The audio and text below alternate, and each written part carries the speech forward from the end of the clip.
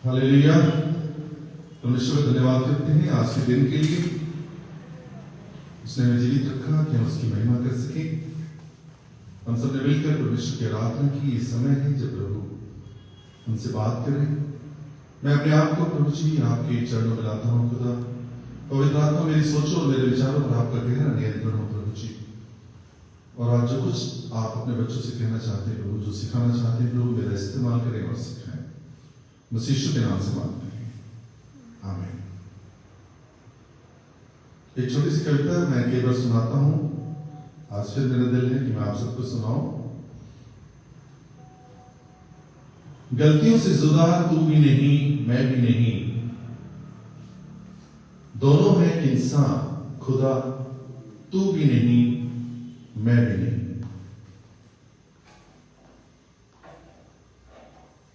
मैं तुझ पर और तू मुझ पर इल्जाम लगाते रहे, अपने अंदर झांकता तू भी नहीं मैं भी नहीं। गलत फहमियों ने पैदा कर दी हैं दूरियां, गलत फहमियों ने पैदा कर दी हैं दूरियां, वरना बुरा तू भी नहीं और मैं भी नहीं। आज या हमेशा के लिए हम अक्सर आत्मिक जगत में अपने और प्रभु के संबंधों को देखने की कोशिश करते हैं, उसकी समीक्षा करते हैं, पर अपने समाज में रहने वाले, अपने परिवार में रहने वाले, अपने आसपास रहने वाले, अपने जैसे लोगों से सामंजस्य स्थापित करने में चूक कर बैठते हैं। उन्हें समझने में, यहां तक कि अपने आप को समझने में भी भूल कर बैठते हैं। पर जब हम परमेश्वर के वचनों से इन सब बातों को सीखते और समझते हैं, हम अपने आप के साथ के संबंध को और उन तमाम लोगों के साथ के संबंधों को बहुत अच्छी तरह से तालमेल में बिठाते हैं, सामंजस्य भी करते हैं और प्रभु के वचनों के अनुसार अपना जीवन भी व्यतीत करते हैं।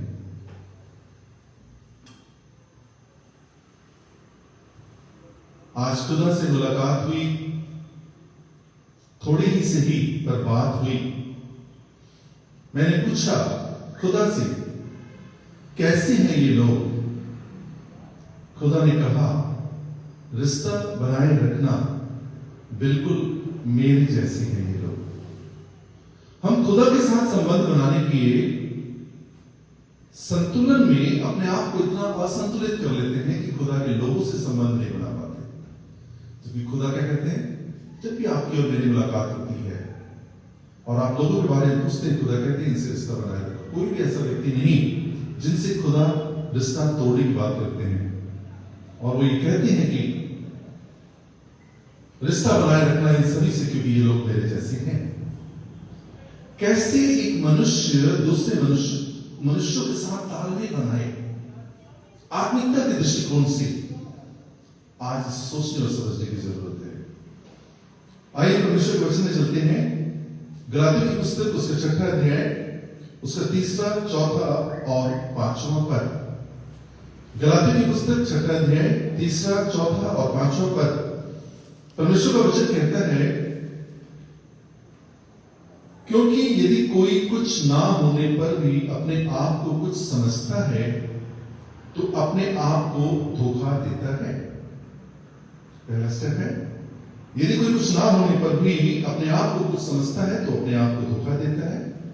पर 4थे पद में ही परमेश्वर का वचन कहता है, पर हर एक अपने ही काम को जांच ले, तब दूसरे के विषय में नहीं परंतु अपने ही विषय में उसको गमन करने का अवसर होगा।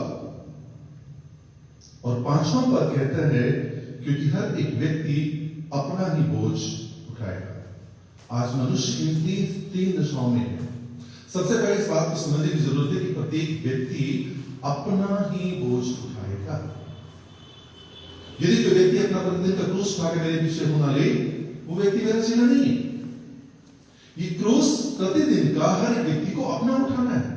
मेरा क्रूस आप नहीं उठा सकते और मैं आपका क्रूस नहीं उठा सकता।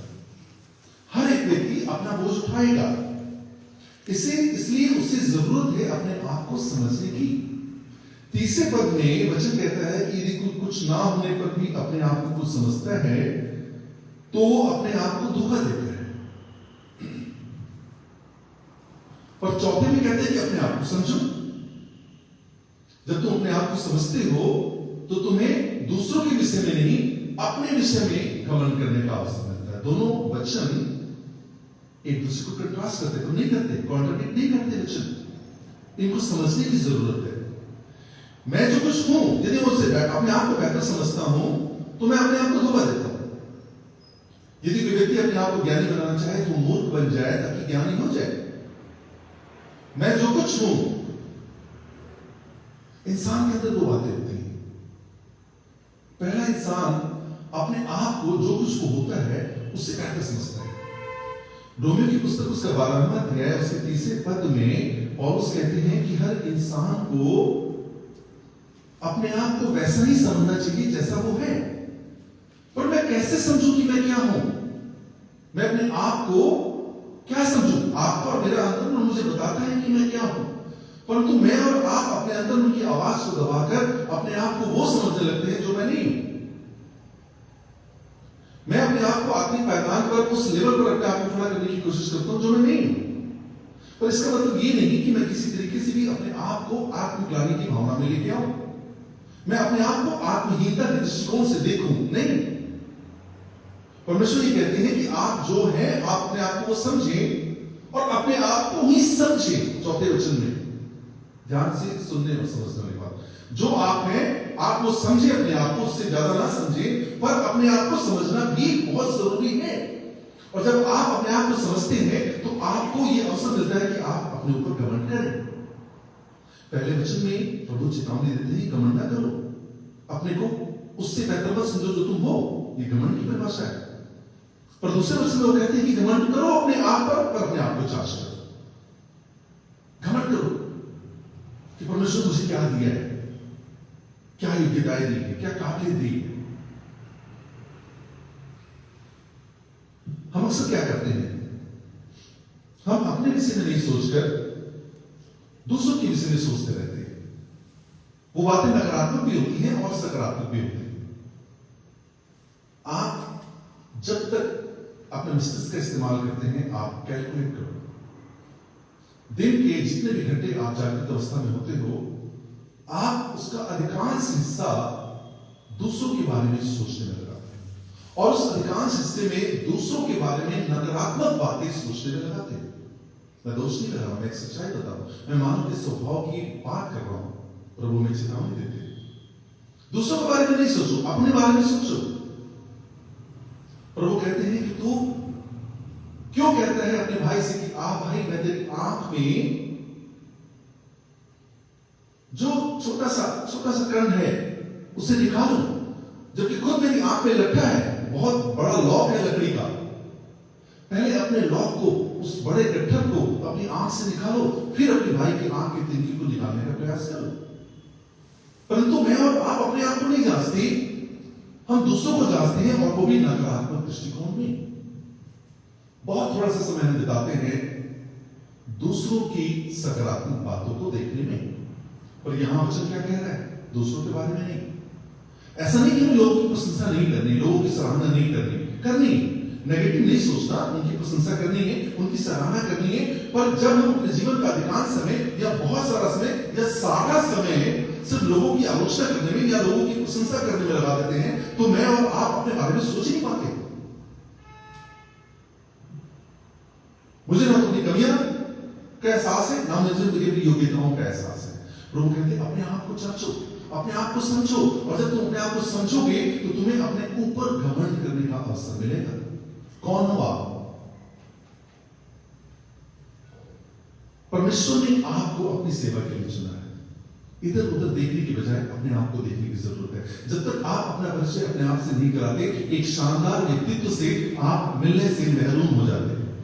हम दूसरों से मिलने का प्रयास करते हैं, बुराई नहीं है उसमें, पर अपने आप से मिलना उससे कहीं ज्यादा इंपॉर्टेंट है। पता है क्यों? क्योंकि जब हम दूसरों से मिलते रहते हैं तो अपने अंदर की काबिलियत, अपने अंदर की योग्यता, अपने अंदर की क्षमताओं को नजरअंदाज करते हैं, और ऐसे नजरअंदाज करके मानो हम परमेश्वर की महिमा को खो बैठते हैं, मानो हम परमेश्वर द्वारा दिए गए वरदानों को उनका अपमान सा करते हैं। परमेश्वर ने जो कुछ मुझे दिया है मैं उसे इग्नोर करके परमेश्वर द्वारा दिए गए वरदान का अपमान करता हूं। बहुत सोचने वाली बात है, क्योंकि मेरा ध्यान तो सिर्फ लोगों की नकारात्मक बातों की तरफ है या उनकी सकारात्मक बातों की तरफ है। मेरे अंदर क्या है मैं उसका जजमेंट तो कर नहीं पाता। परमेश्वर ने आपको अपनी सेवा के लिए चुना है, आपको ये बात दिमाग में रखनी है। परमेश्वर आपसे आपका सर्वश्रेष्ठ चाहते हैं, पर आपको तो अपने बारे में सोच ही नहीं है। आप सोच ही नहीं पा रहे अपने बारे में। आप कैसे करेंगे परमेश्वर की सेवा? आप कैसे अपना सर्वश्रेष्ठ परमेश्वर को देंगे? क्योंकि आपने अपने सर्वश्रेष्ठ को अभी मूल्यांकन नहीं किया। आप तो दूसरों का मूल्यांकन कर रहे हो, वो नेगेटिव है या पॉजिटिव है। आपने अपने आप को तो अपनी समीक्षा, अपना इंट्रोस्पेक्शन, आपने सिर्फ एग्जामिन अपने आप को किया ही नहीं कि आपको परमेश्वर ने क्या दिया है, आप क्या दे सकते हो परमेश्वर को। और ऐसा करके मानो एक तरीके से आप परमेश्वर द्वारा दी गई योग्यताओं को नकारते हो, उन विशेषताओं का इनकार करते हो, और ऐसा करके कहीं ना कहीं आप पवित्र आत्मा को शोषित करते हो। आप परमेश्वर की सेवा के लिए बनाए गए, आप स्पेशल, आप जैसे भी हो, आपकी जैसी भी बनावट है, आप उस बनावट के साथ जिंदगी का आनंद लो। हम अक्सर क्या करते हैं, परमेश्वर आपसे ये नहीं चाहते कि आप उन योग्यताओं को जो दूसरों के पास है और आपके पास नहीं, आप उनकी चिंता करते रहते। हम ऐसे ही तो करते हैं।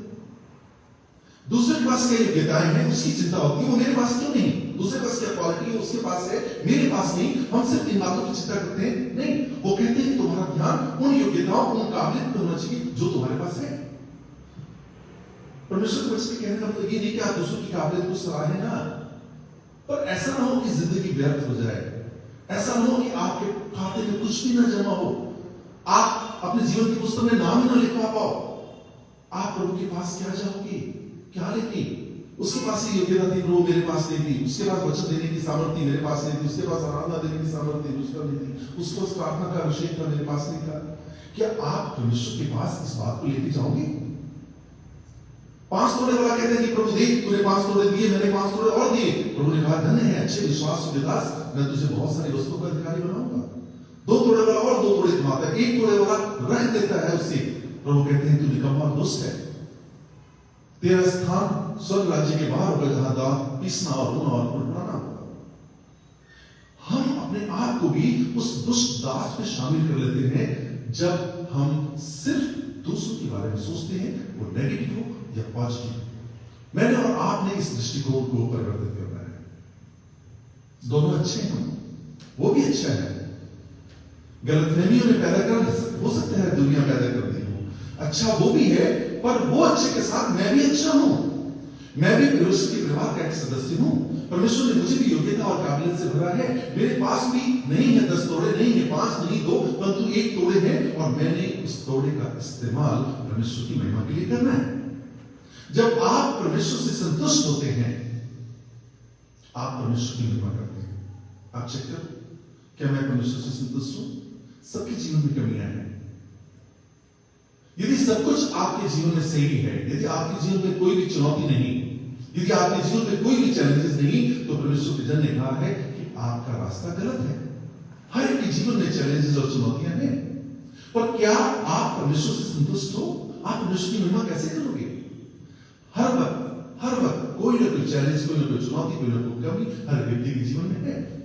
पर उन चुनौतियों, उन कमियों के साथ साथ जब मैं और आप परमेश्वर से संतुष्ट होते हैं, तो हम परमेश्वर की महिमा करते हैं। आराधना के द्वारा भी परमेश्वर की महिमा होती है, वचनों के द्वारा भी परमेश्वर की महिमा होती है, पर सर्वाधिक महिमा तब होती है जब आप परमेश्वर द्वारा दिए गए उन योग्यताओं से, उन वरदानों से, उन सेवाओं से संतुष्ट होते हैं। जब आप उन योग्यताओं का इस्तेमाल करते हैं, आप परमेश्वर की महिमा करते हैं। परमेश्वर के जन ने बड़ी अच्छी बात कही कि परमेश्वर ने आपको जो कुछ दिया है, जो कुछ आपको दिया है, जो कुछ, वो आपको परमेश्वर का दान है। जो कुछ आपके पास है, कुछ भी, आपका सुंदर व्यक्तित्व है, बोलने की शैली है, आपके पास तीव्र बुद्धि है,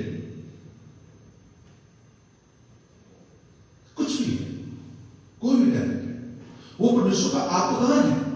पर जो कुछ आप अपने आप के साथ करते हो वो आपका परमेश्वर को दान है। पर हम यहां चूक जाते हैं। हमारे पास जो परमेश्वर के वरदान हैं, जो गिफ्ट हैं, जो योजनाएं हैं, हम उनकी तरफ ध्यान ही नहीं देते। और हमें ऐसा लगता है कि हमारे पास कुछ ऐसा ही नहीं जो हम परमेश्वर को दे सके, जबकि परमेश्वर आपसे आपका सर्वश्रेष्ठ लेने का हकदार है। पर हम दे नहीं पाते क्योंकि हम अपने बारे में सोच ही नहीं पाते। हम उस एक तोड़े की तरफ दृष्टि कर ही नहीं पाते। हम उस एक तोड़े को ले जाकर जमीन में गाड़ देते हैं, जबकि हमें चाहिए कि उस तोड़े का इस्तेमाल करके हम परमेश्वर को कुछ दे सके। हम अपने जीवन से ऐसा कुछ करें कि हम परमेश्वर को दान कर सकें, सब कुछ देने वाले को दान कर सकें। जब हम उसको दान करते हैं, मुझसे ज्यादा खुशी उस दान ग्रहण करने वाले को होती है। और उसके लिए जरूरत है इस बात की कि हर एक व्यक्ति अपने आप को जांचे। जब वो व्यक्ति अपने आप को जांचता है, उसे नहीं जांचा साल पहले, 2 साल पहले, आज नहीं जांचा, आज जांच रहा है, तो उसे लगता है कि मेरे पास भी कुछ ऐसा है कि मैं परमेश्वर को दे सकूं। तो सोचो, जब आपको मुझे ऐसा लगेगा कि मैं परमेश्वर को कुछ दे सकता हूं, सृष्टि के सृजनहार परमेश्वर को कुछ दे सकता हूं, तो क्या मैं अपने विषय में घमंड नहीं करूंगा? इससे पहले मैं दूसरों के विषय में घमंड करता हूं। उसकी प्रार्थनाओं से लोग चंगे हो रहे, कितना अच्छा परमेश्वर का जन है, उसकी कलीसिया में इतने लोग हैं, कितना अच्छा परमेश्वर का जन है, उसकी बोलने की शैली कितनी अच्छी, उसके पास कितना नॉलेज है। बस यही लगे रहते हैं। बुराई नहीं है इसमें, पर हम अपने आप को क्यों न जांचें? आप लोगों के पास जब जाओगे श्वेत सिंहासन के सामने, आपके खाते में भी तो कुछ बातें होनी चाहिए। इस बात से कोई फर्क नहीं पड़ता कि आपके पास कलीसिया में कितने सदस्य हैं और उसके पास कितने सदस्य थे, वहां एक ही लिखा होगा। एक साहूकार दिन चढ़ते ही कुछ कारीगरों को अपने पास रखते हैं और कहता है कि मैं तुम्हें सारे दिन में एक दिनार दूंगा। 2 पैर देते हैं, फिर वो बाजार में जाता है, कुछ मजदूरों को और मजदूर कर रखता है। 4 पैर देते हैं, फिर जाता है, मजदूर और ऐसे मिलते हैं जो काम में नहीं लगे होते, उन्हें रखता है। अंतिम पहर में भी वो जाता है और कुछ मजदूर ऐसे मिलते हैं जिनके पास अभी मजदूरी के लिए काम नहीं होता, वो उन्हें भी रख लेता है और वो सबको एक दिनार पे रखता है। जब मजदूरी देने का समय आता है, तो सिंहासन, आपकी ईमानदारी इंपॉर्टेंट है। आप कितनी ईमानदारी से परमेश्वर का काम करते हैं, आप अपनी योग्यताओं का और अपनी काबिलियत का जो परमेश्वर ने आपके दी है, आप कितनी ईमानदारी का इस्तेमाल कर रहे हैं। पर आपकी मजदूरी वो वही निर्धारित करता है जो उसने 20 साल पहले किसी अपने बेटे को अपनी मजदूरी पर रखते हुए उसकी मजदूरी निर्धारित की थी। जरूरत इस बात की है कि हम अपने आप को समझें, जो सबसे इंपॉर्टेंट है। पर हम क्या समझते हैं, नहीं मेरे पास तो है नहीं कुछ, मेरे पास तो कोई काबिलियत नहीं है, मेरे पास कुछ हो तो मैं करूं। समुपदेशक में परमेश्वर का वचन कहता है कि जो व्यक्ति हवा की बात देखता है कि हवा चलेगी तो मैं बीज को बोऊंगा, जो व्यक्ति ये सोचता है कि बारिश होगी तब मैं कटनी काटूंगा, तो वो बीज कभी भी नहीं बो पाता, वो कटनी कभी भी नहीं काट पाता। पहला पॉइंट तो ये सोच कि मेरे पास कुछ है नहीं। दूसरा पॉइंट, कुछ हो तो करूं, हवा चले तो बीज बोऊं। निश्चित रूप से जब हवा चलती है तो बीज बोने में आसानी होती है, परंतु मैंने और आपने उन परिस्थितियों को नहीं देखना। नहीं होगी वो आसानी, कभी जीवन में नहीं होगी वो आसानी, कभी सब कुछ आपके अनुकूल नहीं होगा कि आप सोचो कि मैं ये हो जाए तो मैं परमेश्वर की सेवा करूं, तब मैं अपनी योग्यताओं का इस्तेमाल करूं, तब मैं अपनी काबिलियत का इस्तेमाल करूं। हवा जब आएगी तो आएगी, मैंने बीज बोने का काम प्रारंभ करना है। क्या होगा, ज्यादा से ज्यादा उस बीज को बोने में यदि हवा चले तो आधा घंटा लगेगा, 1 घंटा लगेगा। हवा नहीं तो कुछ ज्यादा से लगेगा, बस इतना ही तो है। बादलों की वेट न करूं मैं पानी का इंतजाम कहीं और से करूं, फसल उगाऊं, कटनी काटूं, प्रभु का दिन कभी भी आ सकता है। पर मैं और आप अपने आप को जांचने के लिए इतने सुस्त होते हैं कि बस दूसरों की आलोचना करने में या दूसरों की बड़ाई करने में ही अपना समय व्यतीत करते हैं। कई बार हमारे मनों में बात आती है, मुझे समझ में नहीं आता कि मैं क्या करूं। मैं आपको एक बात बताऊं, सांसारिक फील्ड में, सांसारिक क्षेत्र में मैं और आप अपनी योग्यताओं को देखते हैं। मैं मैथ्स में अच्छा हूं, मैं साइंस में अच्छा हूं, मुझे आर्ट्स अच्छी आती है, मैं एडमिनिस्ट्रेटिव सर्विस ज्यादा बेहतर कर सकता हूं, मैं इंजीनियर ज्यादा अच्छा बन सकता हूं, मैं डॉक्टर अच्छा बन सकता हूं। और ऐसी काबिलियत और ऐसी योग्यताओं का इस्तेमाल करके मैं और आप कभी भी किसी फील्ड में जाते हैं, हमारे बच्चे आज जा रहे हैं, उनके बच्चे कल जाएंगे।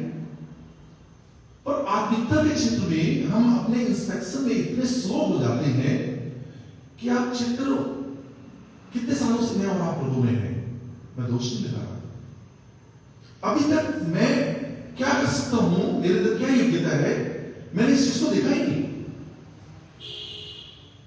जबकि सच्चाई ये है कि क्यों नहीं समझ में आता, क्योंकि आत्मिकता के क्षेत्र में आप अपनी योग्यताओं को देख के उसके अनुरूप काम नहीं कर सकते। आपने परमेश्वर की सेवा में अपने हाथ को लगाना है। उस सेवा के परिप्रेक्ष्य में परमेश्वर ने क्या आपको योग्यता दे रखी है, वो योग्यता अपने आप से बाहर निकलने लगती है। ये बहुत बिग पॉइंट है। मैं उदासीन क्यों, मैं न्यूट्रल क्यों? क्योंकि मुझे लगता ही नहीं कि मैं परमेश्वर की सेवा कर सकता हूं, मुझे लगता ही नहीं कि मेरे पास कोई टैलेंट है। पर जब मैं एक कदम बढ़ाता हूं परमेश्वर की सेवा के लिए, मैं कदम बढ़ाता हूं कि चलो मैं आज जाके परमेश्वर के वचन में किसी का लीड करूंगा, मैं नेतृत्व करूंगा कलीसिया का, मैं उसे लीड करके परमेश्वर के वचन के अधीनता में लेके आऊंगा। आप जाओ, आप करो लीड, आपको पता चलेगा कि आपके अंदर परमेश्वर ने काबिलियत डाली है या नहीं डाली। हो सकता है काबिलियत हो और हो सकता नहीं हो सकता है परमेश्वर ने आपके गले को इतना सुंदर और मधुर बनाया हो कि आप आराधना में लोगों को लीड करें, परंतु आपने इनकी आराधना करने की कोशिश नहीं की। आपने अपनी सुसमाचार लोगों को सुनाने का प्रयास नहीं किया कि प्रभु ने आपको पिता का दिल दिया है, पिता ने आपको प्रभु ने वो मां की ममता दी है कि आप उन मेमने को चला सकते हो, परंतु कभी आपने उस मेमने को चलाने की कोशिश ही नहीं की। आपने उस काबिलियत को कभी इस्तेमाल करने की, जब आप मेमने को चलाओगे तब आपको पता चलेगा वाकई में मेरे अंदर तो मां का दिल है, मेरे अंदर तो जच्चा किसी पीड़ाएं सहने की क्षमता है कि मैं इसके नखरे सहकर इसकी जाति को बर्दाश्त करके भी मैं परमेश्वर के वचन को सुना सकता हूं, सुना सकती हूं। मेरे पास एक दूसरे का भार उठाने की क्षमता है। वो कब होगा? जब आप परमेश्वर की सेवा में आगे बढ़ोगे, तब आपको पता चलेगा कि आपके अंदर क्या काबिलियत और क्या योग्यता है। पर सच्चाई तो ये है कि आज परमेश्वर के जन ये सोचते हैं मुझे पता चले कि वरदान कौन सा है, उसके अनुसार मैं सेवा करूं, और वो सेवा कर नहीं पाते। वो अपनी काबिलियत को, अपनी योग्यताओं को जो परमेश्वर ने सबके अंदर डाल रखी है, उसको समझ नहीं पाते, उसको रियलाइज नहीं कर पाते। बस दूसरों ने जो अपनी योग्यताओं का इस्तेमाल करके उन्हें एक्सपोज किया है, उसकी तरफ ध्यान देते हैं। अपने अंदर क्या काबिलियत है उसे निकालने का प्रयास नहीं होता, क्योंकि हम परमेश्वर की सेवा में कदम नहीं बढ़ाते। आप लीड करके देखो, यदि आपके अंदर परमेश्वर ने योग्यता डाल रखी है तो आपके पीछे बहुत सारे लोग हो जाएंगे। आप आराधना करके देखो, अगर आप आराधना शुरू करते हो, लोगों की आंखों से आंसू निकलने लगेंगे। आप सुसमाचार प्रचार करने की कोशिश करो, आप शिक्षक बनने की कोशिश करो, आप उपदेशक बनने की कोशिश करो, आप भविष्यवाणी परमेश्वर की दीनता में करने की कोशिश करो, आप करो। परमेश्वर की योग्यता आपके अंदर, काबिलियत अपने अंदर निकलने लग जाएगी। पर यदि सपोज करो आपके अंदर वो काबिलियत नहीं है जिसके अंदर आप सोच रहे हैं, तो आपको अपने अंदर आत्मग्लानि, आत्महीनता भावना लेने की जरूरत नहीं है। आप जिस भी बनावट में बनाए गए हो, आपको उसका आनंद लेना है। ये दौड़ ऐसी दौड़ नहीं कि एक व्यक्ति जीते और बाकी हार जाए। ये एक ऐसी दौड़ है जिसमें हम सबको दौड़ना है और हम सबको जीतना है। मैंने भी जीतना है और मेरे साथ दौड़ने वाले को भी मेरी इच्छा और मेरी मनसा है कि ये भी जीते। ये ऐसी दौड़ नहीं कि एक जीते और बाकी हार जाए। उसने कुछ को प्रेरित नियुक्त किया, किसी को भविष्यवक्ता नियुक्त किया, किसी को शिक्षक, किसी को उपदेशक, किसी को सुसमाचार प्रचारक, सबको सब सेवाएं नहीं दी, पर नियुक्त कर दिया उसने, चुन लिया उसने। उस चुनाव पर खड़ा होना मेरी और आपकी जिम्मेवारी है, खड़े होने की जिम्मेवारी मेरी है। उठ प्रकाशमान हो, क्योंकि यहोवा का तेज तुझ पर उदय हुआ है। उसका तेज तो उदय हो गया, यदि मैं उस तेज को लेकर खड़ा ही ना हूं, वो प्रकाश खत्म हो जाएगा। हम जब आत्मिकता के क्षेत्र में अपनी काबिलियतों को, अपनी योग्यताओं को इस तरीके से जब सेल्फ एग्जामिन करके बाहर निकाल कर परमेश्वर राज्य में लाते हैं ना, उसमें सबसे बड़ी सोचने वाली बात होती है, आप उसका आनंद लेने लगते हैं। आप जिस बनावट में बुलाए गए हैं, आप जिस बुलाहट में बुलाए गए, आपकी जो शेप है, आपकी जो बनावट है, वो दूसरे से कंपैरिजन नहीं है। आपकी तुलना सिर्फ आपसे की जा सकती है, आपकी तुलना किसी और व्यक्तित्व से की ही नहीं जा सकती। आप एक्सक्लूसिव हैं, आपके जैसा कोई भी नहीं, क्योंकि आप परमेश्वर की अनमोल रचना है। आपको जरूरत है अपने इंस्पेक्शन की और अपनी काबिलियत और योग्यताओं का इस्तेमाल करने की, और हम इसे गलती कर बैठते हैं। परमेश्वर की सेवा में हम आकलन करने लगते हैं, हम तुलना करने लगते हैं। जब हम अपनी तुलना किसी से करने लगते हैं परमेश्वर की सेवा में, परमेश्वर ने जो तोड़े आपको दिए हैं, जो मुझे दिया वो आपको नहीं दिया, जो आपको दिया वो मेरे पास नहीं। मैंने आपसे तुलना नहीं करनी। जब मैं आपसे तुलना करूंगा ना, तो मैं अपने आनंद को जो मुझे परमेश्वर ने दिया है वो खो बैठूंगा। यह प्रतिस्पर्धा नहीं है, यह कंपटीशन नहीं है। ये एक ऐसी दौड़, मैं बार बार रिपीट कर रहा हूं इस बात को, जिसमें मैंने खुद भी जीतना है और अपने साथ दौड़ने वाले को भी जिताना है।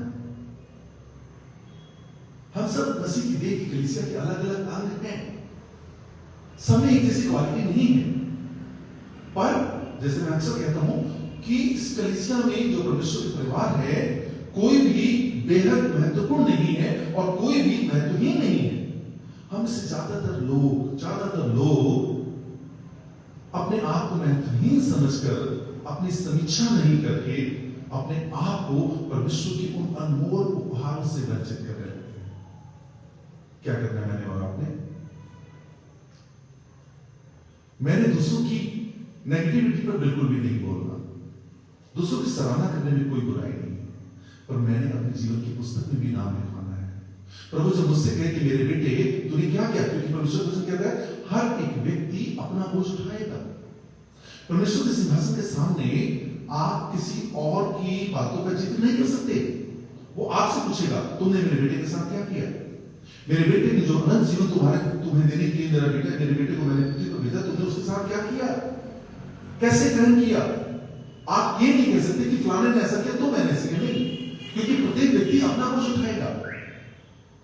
और जब प्रत्येक व्यक्ति अपना बोझ उठाएगा तो जरूरत है इस बात को समझने की कि मैं कौन हूं परमेश्वर की। हमने सीखा इस बात को कि मैं परमेश्वर की सेवा के लिए रचा गया हूं। मुझे परमेश्वर को अपना सर्वश्रेष्ठ देना है। मैं अपने जीवन के साथ, अपनी काबिलियत, अपनी योग्यताओं के साथ जो कुछ कर रहा हूं वो मैं परमेश्वर को दे रहा हूं, और जब मैं दे रहा हूं तो मुझे घमंड करने का अवसर है। और जब मैं इस घमंड को अपने अंदर इनकलकेट करता हूं तो मैं इस आनंद के साथ जीता हूं। वो आनंद कब होता है? जब मैं उस सेवा की तुलना किसी और से नहीं करता। परमेश्वर का वचन कहता है कि हम उन बहुतों के समान नहीं जो एक दूसरे से मिलान करते हैं, एक दूसरे से श्रेष्ठ समझते हैं और एक दूसरे से नाम तोड़ करके मूर्ख ठहरते हैं। संसार का सबसे बड़ा ज्ञानी भी, सबसे बड़ा सेवक भी यदि अपनी सेवा की तुलना किसी दूसरे सेवक की तुलना से करता है तो उससे बड़ा मूर्ख कोई भी नहीं है। उस सेवा का कोई भी फायदा नहीं। जब मैं अपनी सेवा को किसी दूसरे की सेवा की तरह स्थापित करना चाहता हूं, मैं सेवा स्थापित नहीं कर सकता, क्योंकि मैंने अपने आप को तो जांचा ही नहीं। मैं अपने आप को घमंड करने का अवसर मैंने ढूंढा ही नहीं। मुझे परमेश्वर की एक्सक्लूसिव शेप दी, मुझे परमेश्वर ने एक्सक्लूसिव एबिलिटीज दी, काबिलियत दी, मैंने उस काबिलियत को चेक ही नहीं किया। मैं तो जिंदगी भर दूसरों की आलोचना करने में या दूसरों की प्रशंसा करने में लगा गया। जरूरत है परमेश्वर के वचन की, आज के वचन के हिसाब से हम अपने आप को जांचें, हम समझे इस बात को कि परमेश्वर में क्या है, क्यों रचा है परमेश्वर ने मुझे यहाँ, क्यों भेजा है मुझे, और जो भी सेवा परमेश्वर ने मुझे दी है, मैं उस सेवा को पाने के लिए अपने आप को आगे बढ़ाऊं। मैं सोचूं मुझे क्या अच्छा लगता है, मैं समझूं कि मेरे मन में क्या है और मैं उस क्षेत्र में आगे बढ़ूं। यदि वो योजना परमेश्वर की ओर से है तो परमेश्वर मुझे उस योजना को पूरी करने की अपनी सामर्थ्य को बढ़ाएगा। यदि परमेश्वर मुझे अपने वचनों के माध्यम से बात करना चाहती है, यदि परमेश्वर मुझे लोगों के लिए शिक्षक और उपदेशक बनाने की योजना उनकी है, तो प्रभु अपने ज्ञान से मुझे भरेगा, प्रभु अपने प्रेम से मुझे भरेगा कि मैं परमेश्वर के मेल में को चला सकूं। परमेश्वर अपने काम खुद लेगा मुझसे, पर जरूरत है कि जो प्रकाश परमेश्वर ने मुझ पर ठहराया है, मैं उदय हूं, मैं खड़ा हो जाऊं, मैं सेवा के लिए तैयार हो जाऊं, मैं हवा को बहते हुए देखने की प्रतीक्षा न करूं, मैं बादलों की प्रतीक्षा न करूं, मैं बीज बोने में लग जाऊं, मैं लवनी में लग जाऊं, मैं सेवा में लग जाऊं, मैं दूसरों की समीक्षा की बजाय अपनी समीक्षा करूं। और जब मैं अपनी समीक्षा करूं, मैं अपने काम को जांचूं, वाकई में ऐसा लगेगा मुझे कि मेरे परमेश्वर ने मुझे भेजा है अपनी सेवा के लिए और वो सेवा अनमोल है, तब मैं अपने आप पर घमंड करने का अवसर दूंगा। प्रभु आप सबको आशीष दे। आकाश के परमेश्वर, धन्यवाद के साथ आपके चरणों में आते हैं खुदा, आज के दिन के लिए हम आपका धन्यवाद करते हैं। आपके बच्चों ने मिलकर आपकी आराधना की प्रभु जी, आपके वचनों को पढ़ा प्रभु जी, मेडिटेट किया परमेश्वर प्रभु जी। मिट्टी के बर्तन ये नहीं पूछ सकते कुम्हार से कि कुम्हार ने उन्हें ऐसा क्यों बनाया, हम इस बात को समझ नहीं पाए। हम इस बात की चिंता ना करें, इस बात का लालच ना करें कि दूसरों के पास क्या है, वरन जो कुछ आपने हमें बनाया प्रभु, जिस भी शेप में, जिस बर्तन में आपने डाला है प्रभु, जिस उद्देश्य के आपने उसे बनाया है, मुझे बनाया है प्रभु, मैं उस उद्देश्य को पूरा करूं प्रभु जी। जो कार्य आपने मुझे सौंपा है प्रभु, मैं उसे पूरा करके आपकी महिमा करने वाला हूं। मैं दूसरों के शेप के बारे में, दूसरों के कार्य के बारे में समीक्षा न करूं, अपनी समीक्षा करूं, अपने आप को इस लायक बनाऊं, इस योग्य बनाऊं प्रभु की तेरी मजदूरी कर सकूं प्रभु। आपका बेटा हर एक बेटी प्रभु आज इस बात को समझने पाए, उसके अनुरूप चलने वाले बने परमेश्वर पिता। समय बहुत नजदीक है खुदा, आप कभी भी आ सकते हैं खुदा जी। आप कभी भी अपने 10 तोड़े, 5 तोड़े, 2 तोड़े, 1 तोड़े, जो सबको दिया आपने प्रभु, सबको दिया आपने, सबकी सामर्थ्य के अनुसार आपने सब कुछ बांटा है परमेश्वर पिता। सामर्थ्य मायने नहीं रखती प्रभु, जो सामर्थ्य आपने हमें दी है वो जिस भी परिमाण में है, उसका इस्तेमाल आपके बच्चों ने किस रीति से किया ये मायने रखता है खुदा। जो तोड़े आपने हमें दिए हैं प्रभु, उसका इस्तेमाल करें, उसे बढ़ाएं आपके राज्य में खुदा जी। आपको आनंदित करने वाले बने, आपको प्रसन्न करने वाले बने, अपने आप को जांचने वाले बने, अपने आप को आपके सम्मुख लाने वाले बने प्रभु। दया कीजिए परमेश्वर, आपका धन्यवाद करते हैं प्रभु जी। हम धन्यवाद करते हैं प्रभु जी, इस नए साल में प्रभु आपने अपने बच्चों को आशीषों से भरने जा रहे हैं खुदा। हम हर कमी घटी प्रभु आप अपने बच्चों की पूरी करने जा रहे हैं खुदा जी। दयालु परमेश्वर, अपने बच्चों की हर एक गलती को क्षमा कीजिएगा खुदा जी। और प्रभु जी स्वर्गीय धन के भंडारों को खोलकर अपने अपरंपार आशीषों को प्रभु जी अपने बच्चों के जीवन में लीजिएगा। ये साल प्रभु जी आपका सुसमाचार आपके बच्चों तक पहुंचाने वाला बने प्रभु जी। हर एक आत्मा आपको जानने वाली बने प्रभु, आपको समझने वाली बने प्रभु, आपके प्रेम की गहराई को महसूस करने वाली बने प्रभु जी। प्रभु आप असीमित हैं, जो सीमितताओं में मनुष्य ने प्रभु जी आपकी बातों को बांध रखा है खुदा। उस संसार के सरदार ने प्रभु आपके बच्चों के आंखों पर जो पट्टी लगा रखी है, पवित्र आत्मा आप मदद कीजिए प्रभु की वो छींके उतरने पाए खुदा, वो संकीर्णता प्रभु जी दूर होने पाए खुदा।